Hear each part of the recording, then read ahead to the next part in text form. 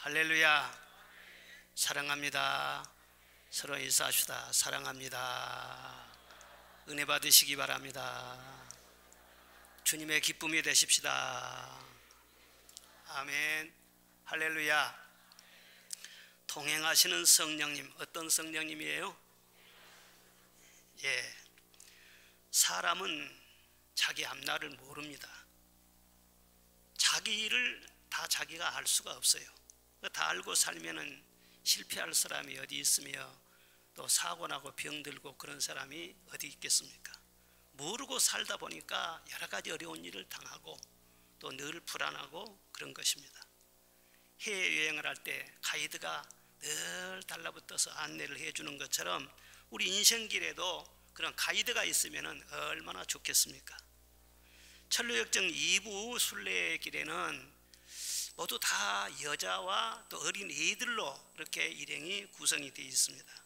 그들이 길을 가는데 성벽이 쭉 이렇게 길게 늘여져 있고 또 성벽 안에 정원에서 자라는 과일나무 가지가 성벽 너머로 이렇게 쭉 삐져나와 있는 거예요.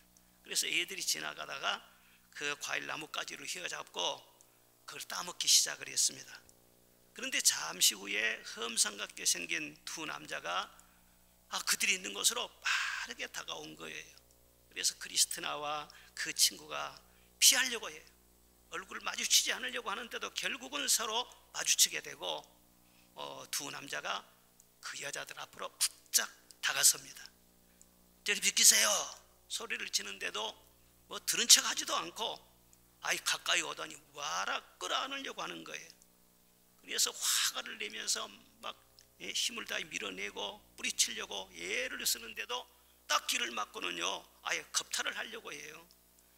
그래서 발로 막 걷어차면서 사람 살려 사람 살려 하면서 크게 소리를 질렀어요. 그런데 그 소리가 그들이 머물던 곳까지 그 소리가 들린 거예요. 거기서 그들이 듣고 말이죠, 그 집 사람들이 급히 달려와 가지고 대체 뭐하는 짓들이냐 막 버럭 소리를 지르니까 이 깡패 같은 놈들이요 황급하게 담을 넘어서 도망쳐버리고 말았습니다. 큰일 날 뻔했어요. 괜찮으세요? 그러니까 예 괜찮아요. 구해 주셔서 감사해요. 정말 큰일 날 뻔했습니다. 순례길은 혼자 다니면 위험해요. 항상 안내자가 따라 붙어야 됩니다. 그런데 왜 이렇게 위험한 길을 안내자도 붙어주지 않고 우리만 가게 하셨을까요? 그러니까요 주님께서는 구해야 주신답니다. 아무리 필요해도 구하지 않으면 안 주세요. 구하기만 했다면 안내자를 붙여주셨을 것이고 이런 위험은 면하지 않았겠어요. 더구나 여자분들과 어린 아이들만 가시는 그런 초행길이면서 반드시 안내자를 구해야 되는데 구하지 않아서 이런 일을 당한 것이 아니겠어요? 물론 구하지 않아도 주실 수 있지만은 거저 주면은 소중한 줄 모릅니다. 또 감사할 줄도 모릅니다. 그러니까 반드시 구하면 주시는 것이 천국의 왕의 원칙입니다. 그렇게 일러줍니다. 오늘날 천성을 향해 가는 성도들과 동행하며 보호해주며 또 안내를 해줄 그 안내자가 누구이겠어요? 보혜사 성령님이신 줄로 믿습니다. 오늘 본문 말씀은요 예수님이 잡히시기 전날 밤에 제자들에게 이르신 말씀입니다. 예수님이 십자가 지실 것을 여러 번 말씀하셨기 때문에 십자가 말만 나오면은 제자들이 굉장히 막 불안해지는 거예요. 오로지 예수님 한 번 바라보고 모든 거 다 버리고 여기까지 왔는데 내일이면 십자가 지시고 죽으신다고 하니 도무지 이해가 안 되고 얼마나 답답하고 두렵기도 하고 막 그런 거예요. 그때 예수님께서 말씀하시기를 내가 실상을 말하는데 내가 떠나가는 것이 너희에게 유익이다. 내가 떠나가지 아니하면 보혜사가 너희에게로 오시지 아니할 것이고 가면 내가 그를 너희에게 보내리라 말씀을 해주십니다. 성경적으로 설명하자면 예수님은 3번 오십니다.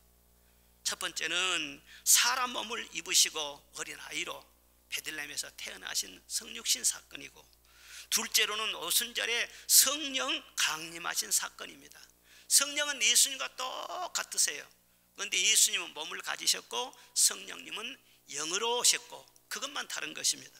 그리고 세 번째는 세상 끝날에 예수님이 재림하실 것입니다. 지금은 보혜사 성령으로 강림하셔서 교회와 함께 하시고 우리 모든 한 사람 한 사람 속에 계시고 겉에 계시고 늘 함께하고 계시는 것입니다. 성령님이 오시는 목적은 우리를 고아처럼 버려두지 아니하시고 돌보시기 위함인 것입니다. 어린애들은 어머니가 돌봐야 되죠. 어머니가 젖 먹이고 늘 안아주고 늘 함께 해줘야만이 건강하게 잘 자랄 수 있는 것입니다. 태아가 뱃속에서 어머니의 심장 소리를 들으면서 자라는 거예요. 그래서 늘 아이를 품에 안아주면은 엄마의 심장 소리가 들리잖아요. 그러면 마음이 편안해져요. 그리고 늘 피부를 접촉하고 또 엄마 냄새를 맡고 그러면서 신체적으로 정서적으로 안정이 되는 거예요. 건강하게 잘 자랄 수 있는 것입니다. 성령님이 꼭 어머니 같으신 분이에요. 그래서 성령을 어머니 영이라 그렇게 말을 하기도 합니다. 우리가 태어나는 것도 그냥 예수 믿고 태어난 것이 아닙니다. 물과 성령으로 거듭난 거예요. 믿음이 자라나는 것도 성령께서 늘 보살펴 주심으로 여기까지 믿음이 자라온 것입니다.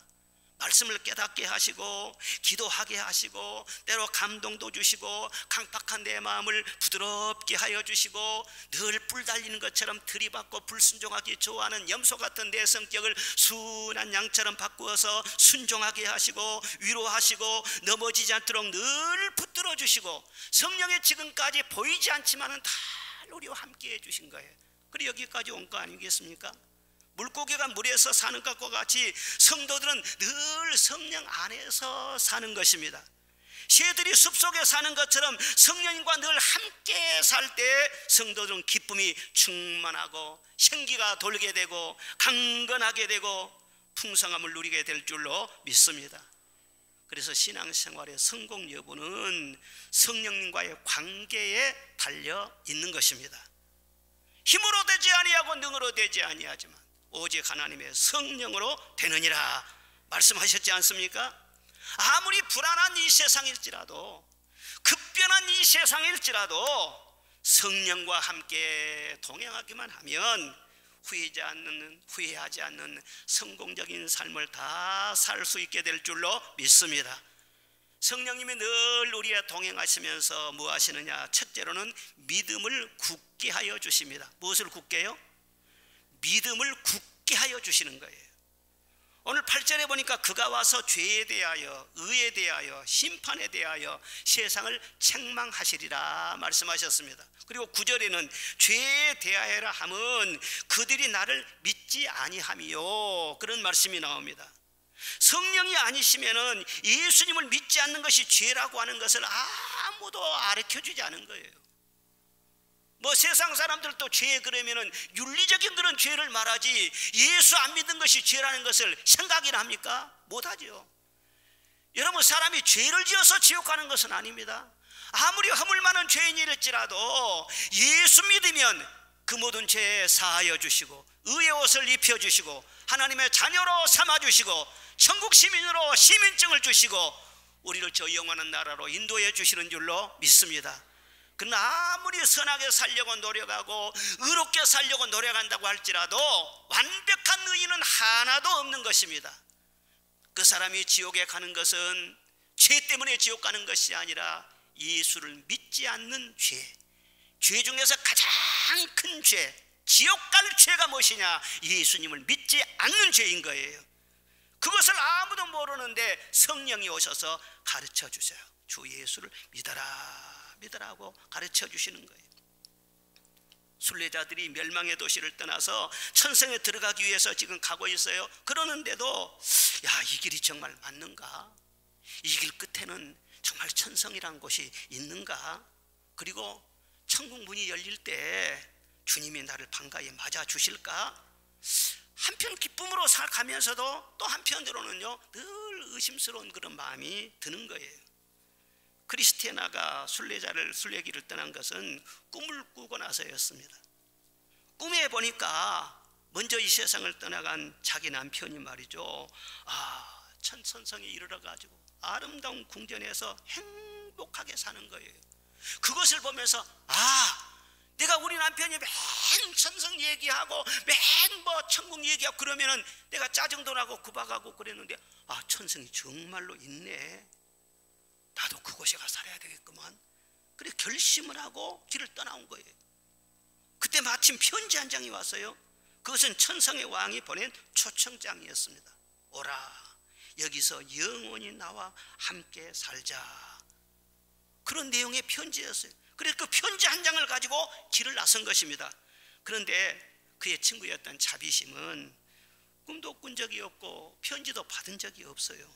그럼 왜 길을 떠났느냐? 크리스타나가 꿈에 자기 남편을 보았다는 것. 그리고 천성에서 남편이 멸류관 쓰고 비파를 켜면서 왕자님의 식탁에서 먹고 마시며 자기를 여기까지 인도해 주신 그 주님께 찬양을 드리면서 행복하게 살더라고 하는 그런 얘기를 해주는 거예요. 그래서 그 말을 들으면서 마음이 움직여가지고 그러면 나도 그런 곳에 한번 가고 싶네. 그래서 간절한 마음이 들고 그래서 그냥 친구 따라서 여기까지 오게 됐다는 거예요. 그러자 해설자가 룻과 나오미 얘기를 해주면서 어머니의 하나님이 바로 룻의 하나님이 되었잖아요. 룻이 이방인이고 여호와 하나님을 전혀 모르는 사람이에요. 그런데 어머니가 그렇게 정성으로 섬긴 그 하나님, 자기 어머니를 섬기는 그런 마음으로 어머니의 하나님을 섬겼더니 룻도 구원을 받았잖아요. 이와 같이 친구의 하나님을 나의 하나님으로 믿을 때 나도 구원을 받을 수 있는 것입니다. 그렇게 가르쳐 준 것이에요. 사랑하는 여러분, 우리 인생 문제는 믿음의 문제인 것입니다. 내가 누구냐 하는 이 정체성의 문제, 이것이 가장 큰 문제입니다. 여러분, 내가 누구입니까? 뭐 고아무개이기 전에, 대한민국 백성이기 전에, 그리고 뭐 직장에 누구이기 전에 정말 하나님 앞에서 내가 누구입니까? 여러분은 자기를 누구라고 생각하는 것입니까? 많은 사람들이 고독과 불안과 우울증에 시달리고 있는데 그 왜 그러느냐? 사실 추적에 들어가 보면 그 원인이 자기가 누구인지 알지 못한 그 자기 상실의 시대에, 여기에서 오는 여러 가지 정신적인 병인 것입니다. 우리는 누가 뭐래도 하나님의 자녀이잖아요. 그러면 자녀의 증거가 뭡니까? 뭘 믿고 하나님의 자녀라고 하는 것입니까? 말이나 행동이나 별로 보면 하나님 닮은 데도 없는 것 같고 또 믿음이 좋아 보이지도 않고, 그런데 내가 하나님의 자녀라 또 스스로 생각해도 좀 염치 없기도 하고, 또 다른 사람이 볼 때는 있고 저런 사람이 그러면서 좀 뻔뻔하게 보이기도 하고, 그럼 내가 하나님의 자녀라고 하는 증거가 어디 있는 것입니까? 누가 증거를 해주는 것입니까? 라이선스가 있는 것도 아니고.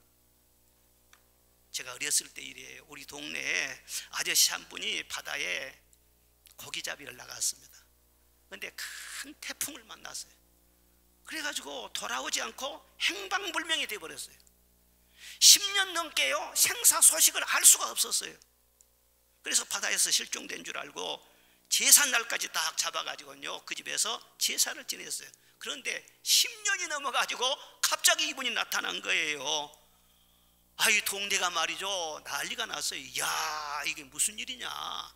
얘기를 듣고 보니까 풍랑에 휩싸여 가지고는 죽을 뻔하다가 겨우 구조되어서 저 인천 쪽으로 갔다는 거예요.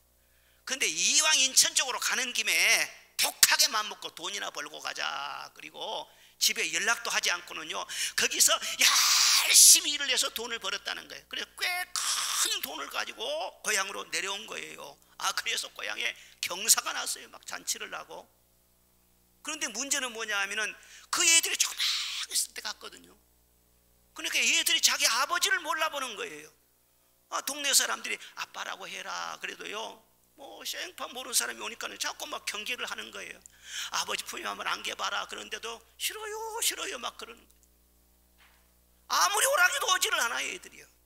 누가 이 문제를 해결해 줬겠어요? 그 어머니가요, 얘들아 네 아빠야, 네 아빠 맞아, 아빠라고 해라. 어머니가 말하니까는요 아빠 그리고 안기는 거예요. 다른 사람이 말해도 다 소용없어. 엄마가 말하니까는요 잘 이해가 되더라는 거예요. 고린도전서 12장 3절에 성령으로 아니하고는 누구든지 예수를 주시라 할 수 없느니라 말씀하셨어요. 또 로마서 8장 16절에는 성령이 친히 우리 영으로 더불어 우리가 하나님의 자녀인 것을 증거하시나니 그랬어요. 내가 하나님의 자녀라고 하는 것을 누가 증거해 주느냐? 내 속에서 성령이 증거하신다는 거예요. 내가 스스로 그렇게 그냥 자꾸 체면을 걸면서 믿습니다 믿습니다 그게 아니고, 내 의지로 믿으려고 해서 된 것도 아니고, 내 지혜로 깨달아지는 것도 아니고, 성령이 내 안에 계셔서요 늘 일러주시는 거예요. 내가 허물이 많고 부족하다 할지라도 내 믿음이 흔들리지 아니하도록 주 예수가 나를 위해서 십자가에 죽으시고 부활하신 것을 믿게 만들어 주시고 하나님의 자녀인 것을 굳게 믿게 하여 주시고, 한 번 믿으면은 성령이 내 안에 오셔서 영원히 나를 떠나지 아니하고 나를 버리지 아니하시기 때문에 항상 성령이 머물러 계시면서요 예수는 너의 구주다, 너는 하나님의 자녀라, 내 안에서 자꾸 말씀해 주시는, 그러니까 수십 년 믿어도 믿음이 절대로 흔들릴 일이 없는 것입니다. 이것이 은혜인 줄로 믿습니다. 내가 믿는 것이 아닙니다. 성령이 믿게 하여 주십니다. 성령의 역사가 없이는요 아무도 예수님을 믿을 수가 없어요. 물론 인위적으로요 뭐 교인 될 수도 있고 또 직분도 받을 수 있고 교회에서 봉사할 수도 있고 그래요. 그러나 자기 의지로 스스로 믿는 사람하고 성령으로 믿는 사람은요 언젠가는 다 갈라집니다. 성령으로 하지 않으면은 언젠가는 변질이 되는 거예요. 똑같은 아브라함의 자식이지만은 이스마엘은요 육신에 속한 자식이에요. 이삭은 약속의 자식이에요. 한 지붕 안에서 같이 살지만은요 어느 순간에 딱 오니까는요 내 쫓으러 가잖아요. 그래서 이스마엘이 쫓았지 않아요. 언젠가는 들통이 나고 다 갈라지게 되어 있어요. 성령에 사는 사람과 육의 그릇 사는 사람은 지금 잠시는 섞여 있을지라도 영원히 함께 할 수는 없어요. 저 천국문에 가서 말이에요 딱 구분이 된다고 해보세요.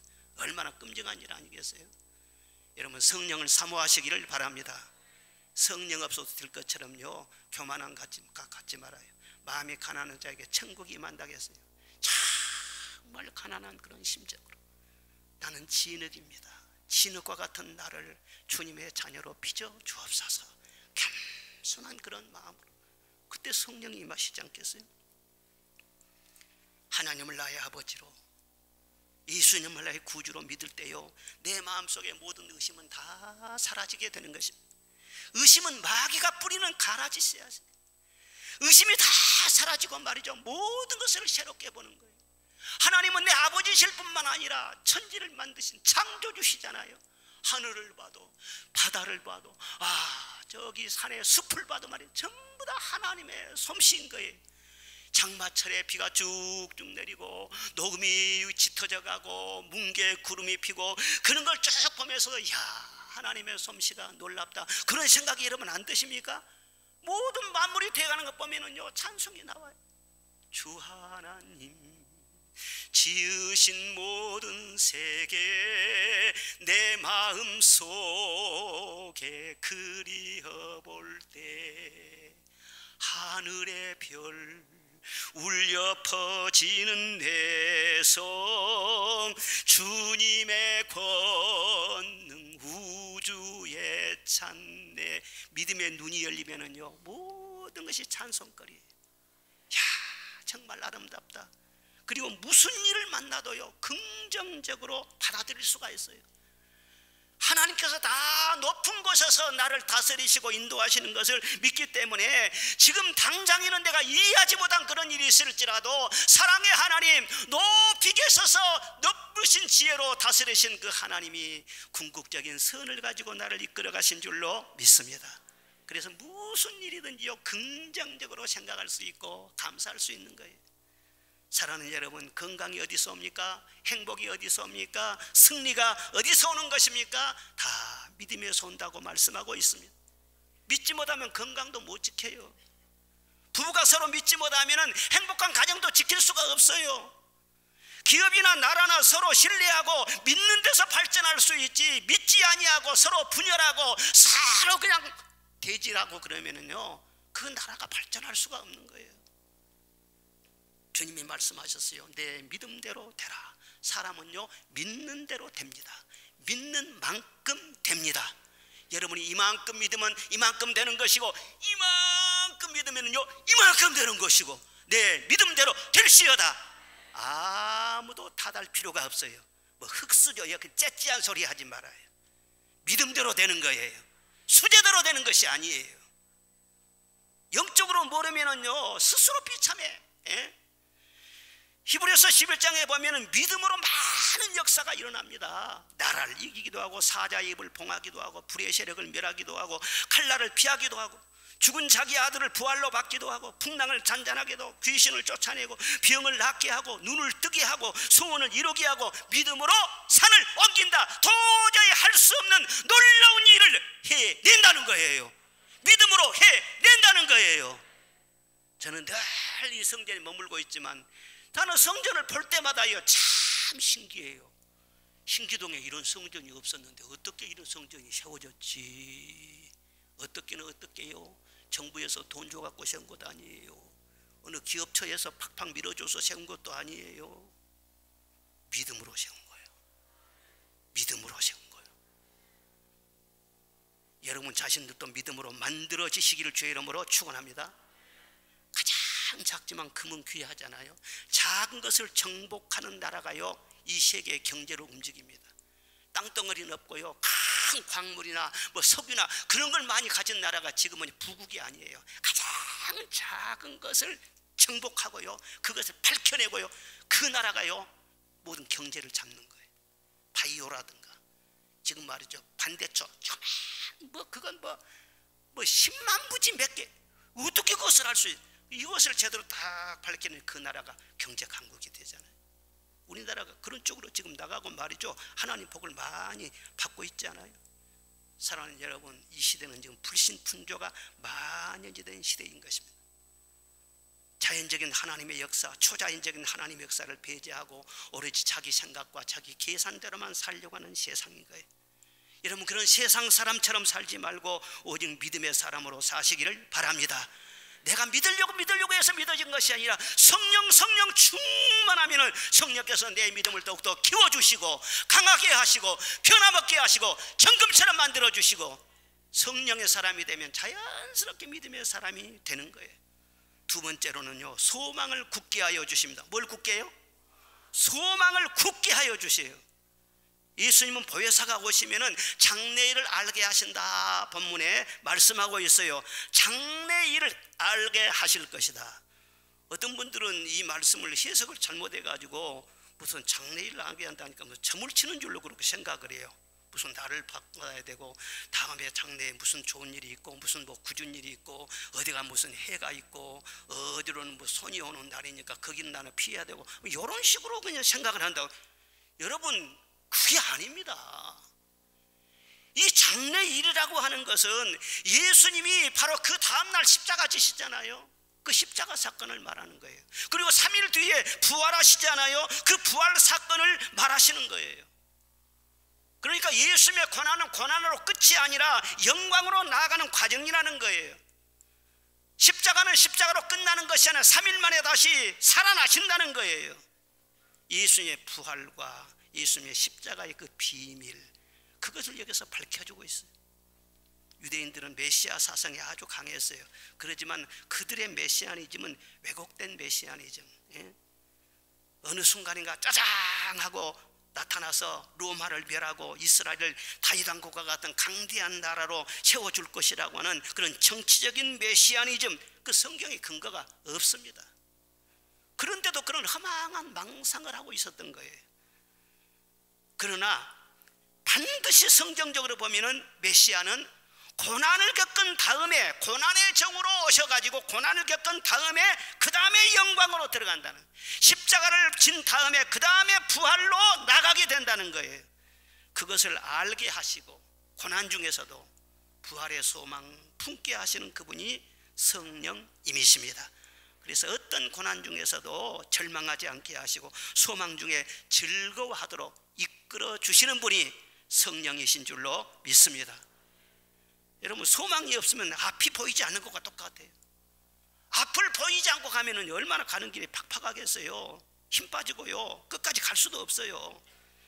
그런데 성령이 내 안에 오시면 내 인생의 앞날에 늘 빛을 비춰 주시는 거예요. 늘 소망을 주시는 거예요. 그 소망 속에서 살다 보니까 기쁨이 충만하게 되고, 걸어가도 피곤치 않고 달려가도 곤비치 아니하고 막 독수리처럼 막 새 힘을 갖고 열심히 살아갈 수가 있는 거예요. 환경이 어떻든 간에 여러분 마음속에 소망이 뭉게구름처럼 막 피어오르면은요, 절대로 사람 기죽지 않습니다. 절대로 불행하지 않습니다. 소망이 없으니까 불행하지요. 로마서 5장 3절에 보면은 다만 이뿐만 아니라 우리가 환난 중에도 즐거워하나니 이는 환난은 인내를, 인내는 연단을, 연단은 소망을 이루는 줄 알미로다. 소망이 우리를 부끄럽게 하지 아니함은 우리에게 주신 성령으로 말미암아 하나님의 사랑이 우리 마음에 부은 바 됨이니 말씀하여 주셨어요. 성령으로 말미암아 사랑을 부어주시고 그 사랑이 우리 마음속에 소망으로 충만하게 하신다는 거예요. 내가 소망을 붙잡는 것이 아니라 하나님이 성령 안에서 소망이 일어나게 하신다는 거예요. 이런 소망이 있기 때문에 성령 안에 거하는 사람은 고난과 절망 중에서도 절대로 낙심하지 않습니다. 현실만 보지 않습니다. 미래에 다가올 하나님의 그 역사를 기대하면서 늘 찬란하게 밝은 마음으로 주님을 찬송하면서 살게 될 줄로 믿습니다. 제가 처음에 예수 믿을 때는요, 무슨 신비적인 체험이 전혀 없었어요. 뭐 꿈을 꿨다든가 환상을 봤다든가 신비 체험이나 방언이 전혀 그런 것이 없었어요. 아무것도 없었어요.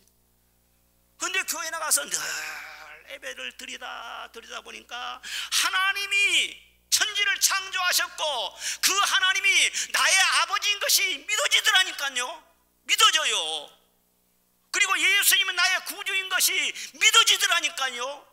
1년 동안 교회를 다니면서 이 두 가지 사실을 깨닫게 된 거예요. 그리고 그 다음부터는 나의 인생관이 확 바뀌었습니다.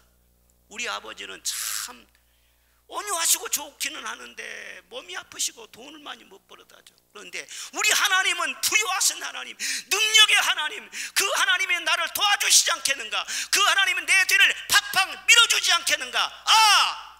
그 하나님 모시고 사는 나는 잘 될 수밖에 없구나. 내 인생의 미래는 밝구나. 희망이 있구나. 그런데 현실이 보이지 않아요. 매일 희망밖에 안 보이는 거예요.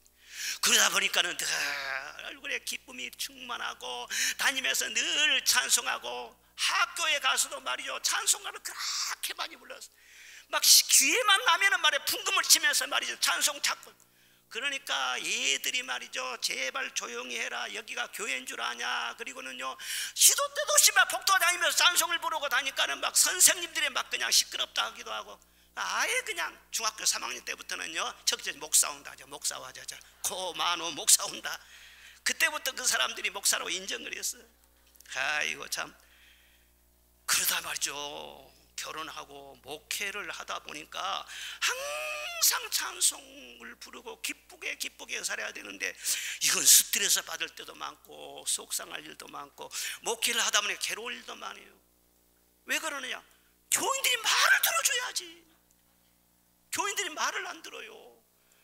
그러니까 그냥 스트레스 받고 그냥 짜증나고. 사실 제가 별일이 다 있었습니다. 여러분, 제가 많이 성숙해가지고 우리 은파교회 성도들은 신앙생활 편안하게 한 거예요. 제가 전도사 때는요, 교인들 말이죠, 콧물도 없었어요.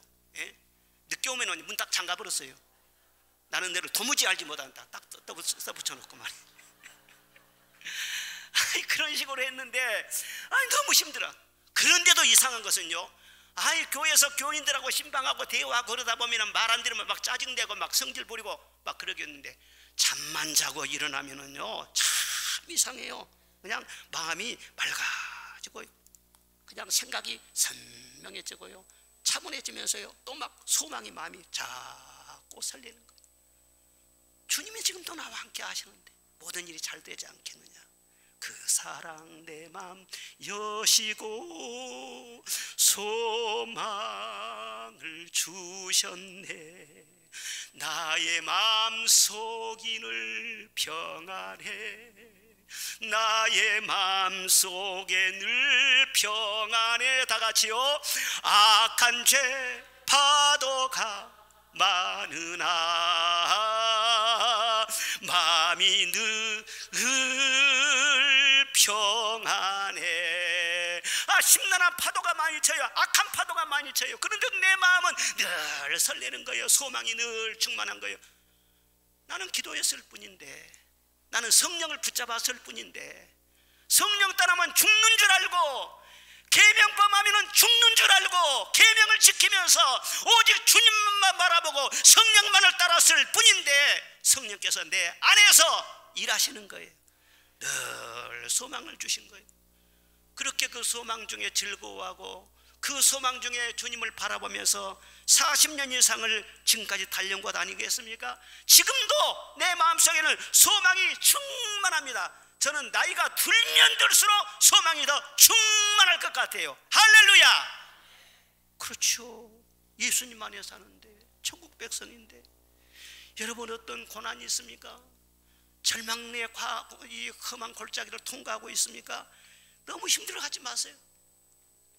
욥기 23장에 보면은 내가 앞으로 가도 그가 아니 계시고 뒤로 가도 보이지 아니하며 그가 왼편에서 일하시나 내가 만날 수 없고 오른쪽으로 돌이키시나 배울 수 없구나.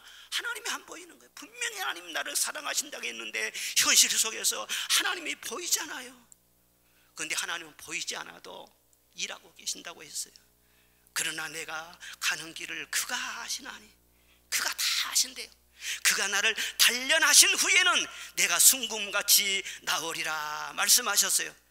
하나님이 보이지 않을 때는요, 나를 단련하시는 일을 하고 계시는 것입니다. 일을 순금같이 단련하는 과정 속에 있는 거예요. 그런데 고난을 통해서 나를 단련하신 것은요, 오래 가지를 않습니다. 고난은 머물지 않고 지나가는 것입니다. 해산의 고통이 심해도 아이 낳은 기쁨으로 말미암아 고통이 다 사라져 버리는 것처럼, 눈물을 흘리면서 씨를 뿌리는 자는 기쁨으로 단을 거두는 것처럼 고난은 지나가고 그 다음에 주님이 예비하신 축복이 다가오게 될 줄로 믿습니다.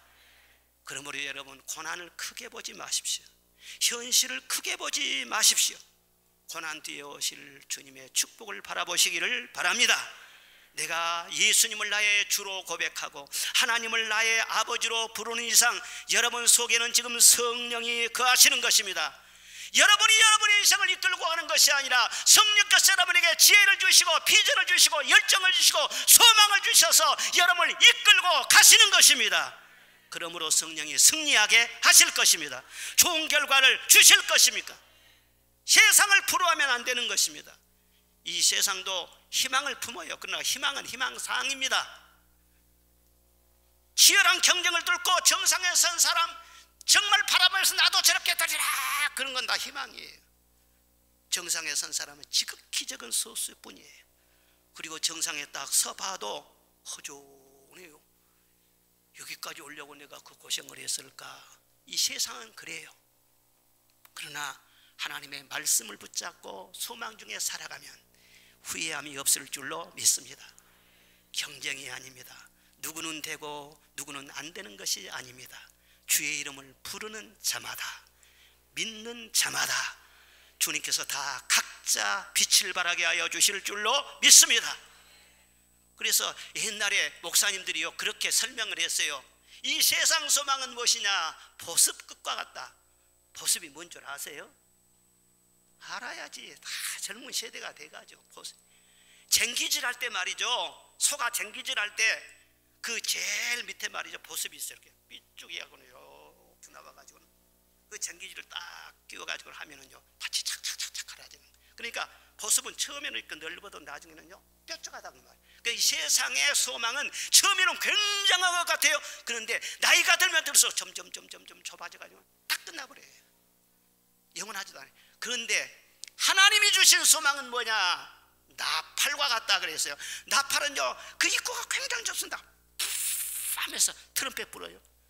좁은데 말이죠, 그것이 점점 가고 하면서요, 길어지고 넓어지고 나중에는 나팔이 확 펴지면서요, 나팔 소리가 나지 않습니까? 그러니까 처음에는 보이지 않고 처음에는 참 심란한 것 같아도 주님을 따라가고 성령 안에 거하면 점점 커지게 될 줄로 믿습니다. 밝아지게 될 줄로 믿습니다. 늘 성령께서는 우리 소망으로 우리를 인도하세요. 세 번째로는요, 성령님은 친절을 베푸십니다. 뭘 베푸셔요? 무뚝뚝한 분이 아니시고요, 늘 친절하시게 대하시는 분이에요. 그래 같이 동행하시면서 우리가 약할 때는 힘을 주시고 넘어질 때는 일으켜 주시고 아플 때는 치료해 주시고 또 우리 마음을 다 알아요. 우리 마음의 무게를 알아요. 그래서 늘 대화하시면서 마음의 짐을 다 덜어내게 하시고 늘 또 내 마음속에 즐거움을 주시고 대화하면서 이끌어 주시는 거예요. 오늘 13절 말씀 보니까 진리의 성령이 오시면 그가 너희를 모든 진리 가운데로 인도하시리니 그랬어요. 사람이 떡으로만 사는 것이 아니라 하나님의 입에서 나오는 모든 말씀으로 살 것이라고 했어요.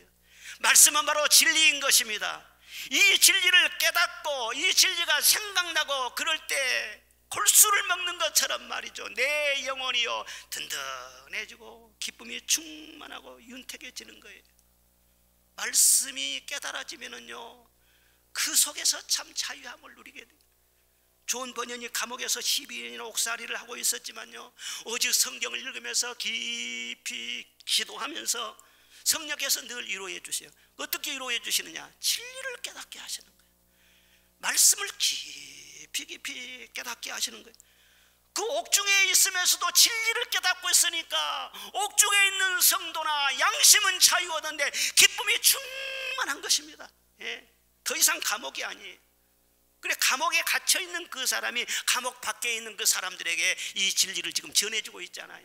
시대를 초월해서 지금 이 시간까지 우리에게 그 생생한 진리의 말씀을 전해주고 있지 않습니까? 거기서 그 깨닫는 걸 보면은요 아주 재밌는 그런 얘기가 많이 나와요. 천장에 붙은 거미 한 마리가 있었어요. 그래서는요 그 순례자들이 아이고 저 거미 있네요. 그러니까는요 놀랬죠. 저건 다른 게 아니라 독을 가지는 무서운 그 거미랍니다. 자세히 봐보세요. 자세히 보니까 한 마리가 아니고는요 여러 마리가 있어요. 너무너무 아름다운 왕궁이고 깨끗한 곳인데 어울리지 않게 그런 거미가 있네요 징그럽게. 그런데 설명을 해줍니다. 잠언 30장에 거미는 잡힐 걸 뻔히 알면서도 왕궁에 살고 있지 않습니까? 우리는 거미 같은 존재입니다. 거미가 스스로 왕궁에 들어올 수 없으듯이 우리들도 나의 노력과 나의 의와 나의 자극으로는 절대로 주님의 궁전에 들어갈 수 없답니다. 그러나 주님의 손에 붙들리면 하나님의 궁전에 거할 수 있다는 뜻입니다. 아무리 흉측하게 보이는 거미지만 왕의 눈에 띄었고 왕의 선택을 받았고 거미줄이 얼마나 아주 가늘 보이지도 않잖아요. 보이지도 않는 가느다란 그런 믿음, 그 믿음 하나로 주님께 딱 연결이 될 때 그런 사람이 바로 이 왕궁에 들어오게 된다는 뜻입니다. 할렐루야. 믿음이란 얼마나 귀중한지 몰라요. 얼마나 귀중한지. 그리고 또 다양한 꽃들이 피어있는 정원을 보여줍니다. 그리고 해설자가요 이 꽃들을 한번 보세요. 꽃의 크기라든가 색깔이나 모양이나 향기나 다 이거 서로 다르지 않습니까? 품종이 우수한 꽃도 있고 보잘것없는 꽃도 있고 그러지 않습니까? 그런데 이거 하나하나 다 정원사가 심어놓은 것입니다. 다 필요해서 심어놓은 거예요. 그런데 다른 꽃들과 서로 다투지도 않고 잘났다고 우쭐대지도 않고 저마다 다 아름다운 정원을 꾸며주고 있지 않습니까? 이와 같이 우리 창조주 하나님은 정원의 꽃밭처럼 우리를 다 심으시고 다스리신답니다. 여러분의 모습은 바로 하나님의 솜씨입니다. 어떤 사람은 아름답게 큰 품종으로 꽃을 심기도 하지만 어떻게 보면 보잘것없기도 해요. 그러나 그런 것들이 다 조화를 이루면서 정원을 아름답게 만들어준다는 거예요. 그러니 서로를 인정하고 내가 어떤 모습일지라도 내 모습 이대로는 주님의 솜씨라는 것을 인정하고 기죽지 말고 하나님의 사랑 안에서 당당하게 살아야 된다는 뜻입니다. 또 그렇게 가르쳐줘요. 또 귀여운 종달새 한 마리가 커다란 거미를 입에 물고 있는 것을 또 보여주는 거예요. 아니 종달새는 참 순하고 고운 목소리로 노래도 잘하고 사람들과 어울리기도 잘하고 그런 새죠 않아요? 아주 사랑받는 새거든요. 그래서 종달새쯤 되면은 아주 먹는 것도 빵 부스러기라든가 깨끗한 그 먹이를 먹을 줄 알았는데 아이고 저 징그러운 거미를 먹고 있네요. 정 떨어지네요. 저게 무슨 뜻이에요? 종달새 겉으로 보기에는요, 고운 목소리로 찬송도 잘하고 깨끗한 척 하지 않아요. 그런데 성전 문 밖에만 벗어나면은요, 이것저것 가리지 않고 막 주워 먹어요. 그리고 부정한 짓도 막 해요. 그런 사람들 보여주는 거예요. 두 마음을 품으면 안 돼요. 그런 사람들이 바로 음녀와 같다는 거예요. 보여줘요. 이렇게 진리를 하나씩 하나씩 가르쳐줘요. 그러니까 재미가 얼마나 쏠쏠하겠어요. 그렇구나, 나를 두고 하시는 말씀이로구나. 그리고 진리만 깨닫게 하실 뿐만 아니라 성령님은요, 기적으로 큰 사랑을 경험하게 하시는 것입니다. 좋은 번연도 몇 번이고 죽을 고비를 넘긴 적이 있어요. 그런데 그때마다 정말 성령님이 기적처럼 여러 가지 지혜를 동원하시기도 하고 사람들을 돕는 사람 붙여주기도 하고 그래가지고 그를 보호해 주신 것이 아니에요. 이와 같이 성령과 늘 동행하며 살면은요, 많은 기적을 체험하게 되는 것입니다. 광야에서 모세가 얼마나 많은 기적을 봤는지 몰라요. 기적 없이는 광야에서 살 수 없는 것입니다. 사도 바울이 선교 여행을 하면서 얼마나 많은 기적을 체험했는지 모릅니다. 이런 말세에는 고통하는 때가 이른다고 했는데 지금 우리는 말세를 살고 있잖아요. 그러니까 실상은요, 지금 말세를 사는 우리들에게 더 많은 기적의 손길, 하나님의 보호하시는 손길이 필요한 거예요. 그리고 하나님은 언제라도 큰 기사와 이적으로 하나님의 자녀들을 보호하실 준비가 되어 있다는 것을 여러분 믿으시기를 바랍니다. 늘 성령님과 가까이만 하면은요, 기적을 보여주심으로 친절을 느끼게 하시는 거예요. 우리가 지치고 고나고 넘어질 때는요, 기적처럼 와서 손을 잡아주시는 거예요. 나의 등 뒤에서 그 찬송이 있지요. 그 찬송이 참 의미가 깊습니다. 나의 등 뒤에서 나를 도우시는 주, 나의 인생길에서 지치고 고나여 매일처럼 주저앉고 싶을 때 나를 밀어주시네. 그 다음에 2절을 보면 평안히 길을 갈 때는 보이지 않아요. 그렇죠? 아무 일 없을 때는 성령님이 전혀 안 보인 것 같아요. 전혀 뭐 꿈도 없고 무슨 전혀 하나님의 손길이 없어요. 그러나 지치고 고나여 넘어질 때는 다가와 손 내미시네. 내가 지치고 막 힘들 때는요, 다급하게 다 오시는 거예요. 때때로 뒤돌아보면 여전히 계신 주, 잔잔한 미소로 바라보시며 나를 재촉하시네. 그리고 성령께서 늘 나를 일으키세요. 일어나 걸어라, 내가 새 힘을 주리니. 일어나 너 걸어라, 내 너를 도우리. 사실 이 복음성가는 어떤 분이 지었는지 모르겠는데 성령님의 도우심과 친절하신 유로를 실감나게 경험하면서 아마 자기 간증을 그렇게 써는 것 같아요. 성령님과 동행하면은요, 주님에 대해 할 말이 많습니다. 왜? 간증거리가 많은 거예요.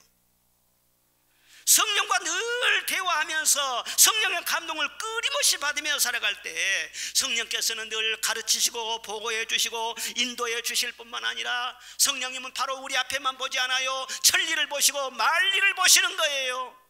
바로 금년만 보시는 것이 아니라 10년 100년 담을 보시고 여러분의 후대까지를 보시는 거예요.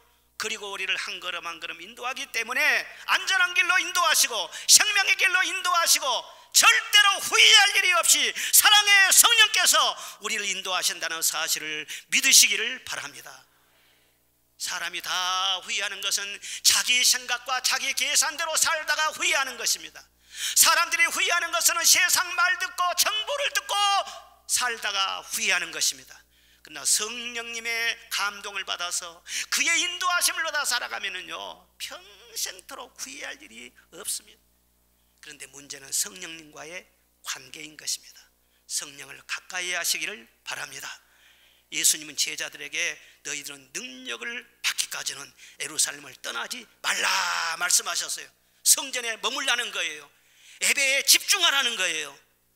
성전에 머물면서 헬몬의 이슬이 아론의 옷에 흠뻑 젖은 것처럼 성령의 담비에 흠뻑 적시도록 예배 잘 드려라, 말씀을 가까이 해라, 기도해라, 찬송해라 말씀한 거예요. 어떻게 살까? 세상 근심하지 말고 살 연구는 하나님이 다 알아서 하실 것이고 성령이 도와주실 것이니 너희는 어떻게 하면 성령 받을까? 어떻게 하면 성령과 더 가까이 할까? 그거 생각하라는 거예요.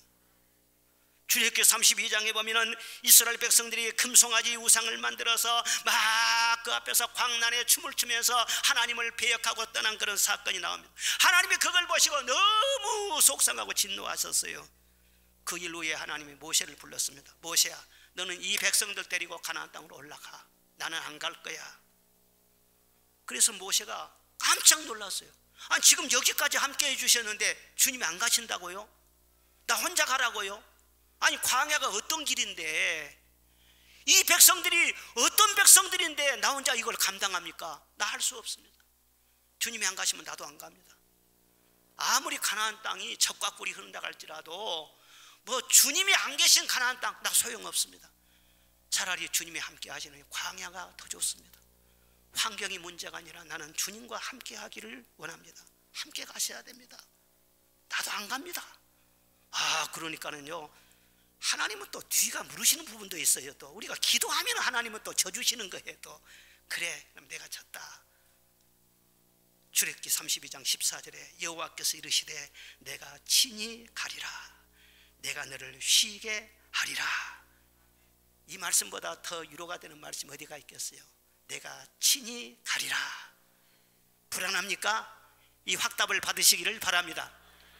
제가 소락교에 부임할 때 그때 32살에 여기를 왔지 않아요? 6개월 동안 기도하고 날 데려가 주 하면서 기도해가지고는요, 딱 확정이 돼가지고 오려고 이제 이사 날짜 받았는데 또 갑자기 겁이 나는 거예요. 소락교회가 대단히 센 교회라더라.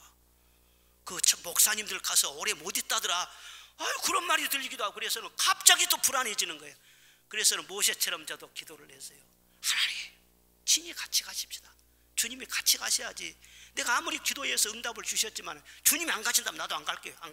꼭 모시나 된 것처럼 말이죠. 막 그렇게 기도를 한 거예요. 그랬더니 주님이 정말 내 마음속에 내가 친히 가리라 확증을 주셨어요. 그리고 꿈을 2개를 딱 보여주셨어요. 11일 동안 있으면서요, 그 꿈대로 이루어졌어요. 목회하면서도 늘 주는 주님과 함께 해달라고 찬송을 했어요. 오늘 2부 예배 446장 찬송을 부르더라고. 근데 그 찬송이 내 18번째였어요. 주 떠나가시면 내 생명 헛되네. 기쁘고 슬플 때 늘 계시옵소서. 주님 떠나가시면 내 수고도 내 젊음도 내 모든 능력도 은사도 모두가 다 필요 없어요. 주님 함께 해주셔야 돼요. 주님 함께 해주셔야 돼요. 참 많이 울면서 기도했어요. 주님이 함께 하시는 증거가요, 나타나지 않아요. 여러분은 순례길을 누구와 함께 가시려 합니까? 요즘 자동차들을 보면은요, 정말 기술이 발달됐어요. 자율주행도 하더라. 자율주행도. 가만히 있으면 지가 알아서 커브도 들고요, 지가 속도도 알아서 다 이렇게 조절하고요. 참 좋아졌어요. 그런데 우리 인생길은 좋은 자동차로는 안 되는 것입니다. 과학기술은 우리 인생의 미래를 알 수가 없습니다. 그 누구도, 부모님도 정치인도 남편도 그 누구도 내 인생을 책임질 자는 없는 것입니다. 오직 성령이십니다. 성령 충만하면 성령의 길을 만들어 주시고 성령의 답을 주시고 성령이 함께 하시면 그 속에 생명이 있고 건강이 있고 승리가 있을 줄로 믿습니다. 여러분, 예수 믿는 사람들이 인생 살기가 힘들어서는 안 돼요. 인생 사는 것은 은혜로 살아야 돼요. 슬슬 살아도 잘 되는 것입니다. 슬슬 살아도 좋은 일이 자꾸 생기고 좋은 사람도 만나기도 하고 강팍한 사람들이요 슬슬 변화도 되고 기도하고 슬슬 나가는데 말이죠, 하나님이 자꾸 일을 해주시는 것입니다. 인생 살기는 어려우면 안 되는 거예요. 세상 것이면 다 눌려갖고 살면 그거 거꾸로 사는 거예요. 그런데 어디에 입을 써야 되느냐? 어떻게 하면 성령을 더 충만히 알고, 어떻게 하면 하나님을 더 사랑할고, 어떻게 하면 하나님과 더 가까이 알고 성령 충만 받는데 여러분의 모든 것을 쏟으시기를 바랍니다. 투자하지 않으면 얻을 것도 없는 것입니다. 술 취하지 말라. 이는 방탕한 것이니 오직 성령의 충만함을 받으라고 했어요. 예수 믿는 사람이 성령의 세술로 충만해야지 술 먹고 다니면 되겠어요? 술 취한 것은 방탕함이라고 했는데, 술 먹으면은요 그건 다 맞아. 죄 짓고 후회할 일만 그렇게 하는 거예요. 요즘 남녀 간에 술 많이 먹어요. 술 많이 먹어요. 술이 들어가면은요, 예? 혀꼬부라진 소리를 하고, 이게 무슨 분간을 못해. 예? 할 짓인지 안 할 짓인지 모르고 그렇게 죄 속에 막 그냥 빠져 들어가는 거예요. 여러분, 술 취하지 말라. 술 취하면 돈 잃고 건강 잃고 답답하고 문제는 해결되지 않고 남는 것은 후회밖에 남는. 그러므로 성령의 세술에 취하라. 할렐루야. 성령의 충만. 어떻게 됐든지요, 성령의 충만을 받아서 영적인 기쁨이 없으면요 못 견딥니다. 세상 기쁨이라도 살아야지. 기쁨이 없으면 인생은 못 견디는 거예요. 그러니까 예수 믿어도 성령의 기쁨이 없는 사람은요 술 먹는 것입니다. 세상 기쁨이라도 탐하는 것입니다. 그런 기쁨 하지 말고 성령으로 충만해라. 할렐루야. 그러기 위해서 기도하라는 거예요. 기도에 없다는 거예요. 교인들이 기도하지 않으면요 그 문제가 많은 것입니다. 다 와서 타는 거 하면서도 기도는 한 방울도 하지 않고 가고요. 그거 잘못된 거예요. 옛날에 우리 학교 다닐 때 보면 말이죠, 학생들이요 꼭 하라는 공부도 안 하고 숙제도 안 하고 싸움질이나 하고, 그리고 이 학생들한테 그렇게 했고, 나는 이 학생들 한 번도 안 건드렸어요. 가서 막 고무 좀 잘라불고 말이죠, 막 그렇게 막 해꾸지를 하고요. 그런 애들이 뭐야, 학생들 건달이에요. 건달 학생. 교회를 다녀도 하나님을 바라보고 기도하지 않으면 건달 교인이에요. 알고 사시라고. 주님보다 더 가까운 분이 어디가 있어요? 늘 기도하세요. 늘 말씀 안에 거하세요. 늘 찬송하세요. 조금이라도 은혜를 더 가까이 하시기를 바랍니다. 그리고 사는 것은 다 주님께 맡기시기를 바랍니다. 성령이 여러분을 이끄시고 성령의 일하심으로 여러분의 삶을 더 아름답고 돋보이게 해주실 줄로 믿습니다.